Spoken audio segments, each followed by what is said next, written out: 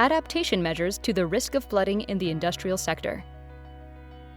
Floods are the natural phenomenon that causes the most damage in Spain, both in material goods and in human lives. From 2000 to 2018, compensations for damage caused by floods reached 3,300 million euros. Adaptation is one of the best tools to reduce this risk and learn to live with it. We should raise awareness. It is estimated that more than 5,500 hectares of industrial land have a high risk of flooding. Note that more than 100 wastewater treatment plants are currently under threat. These dangers are affecting different infrastructures, like electrical installations, such as transformation centers, industrial warehouses, or transport network. The damages in these facilities represent more than 42 million euros in annual compensation, according to data provided by the Insurance Compensation Consortium. And they also entail a strong associated social and environmental impact. If our facility is one of them, and it is in a flood zone, we must consider an action plan to mitigate the consequences of the floods. The first thing we must solidify is where the water enters. The water can come from the warehouses or industry gates or other openings, such as windows, enclosures, sanitation pipes, and the land itself. We will also analyze both the damage to the building and the goods located therein, as well as the possible consequences for the people who are working on the site.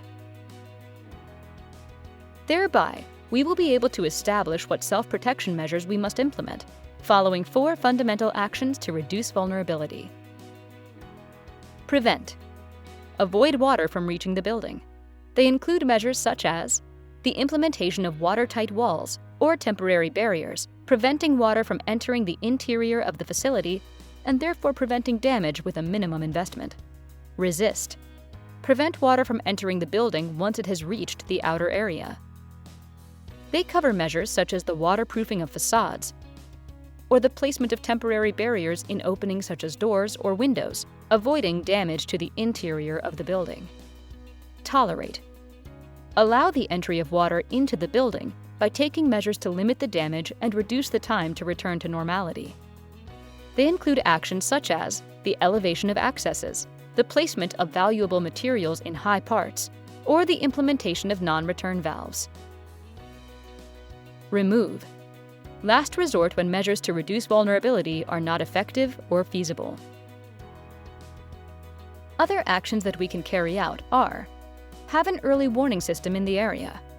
Be aware of AEMET notices and official channels. Have a self-protection plan for workers. Some questions you can ask yourself before implementing these measures are: how much does it cost to implement these measures and maintain them? They are cheap and easy to implement. Maintenance is usually simple. What damage is reduced? They significantly minimize economic losses, often avoiding a breakdown in production. What is safe? Workers, material, machinery, or the activity of the industry or infrastructure. With a small investment in a short period of time, we will be able to significantly minimize the impact of floods. Adaptation to floods is in our hands. To address this challenge, the Ministry of Ecological Transition and Demographic Challenge makes available the Flood Risk Adaptation Guides, where we detail the most common and easy-to-implement adaptation measures. We suggest you to know them and put them into practice.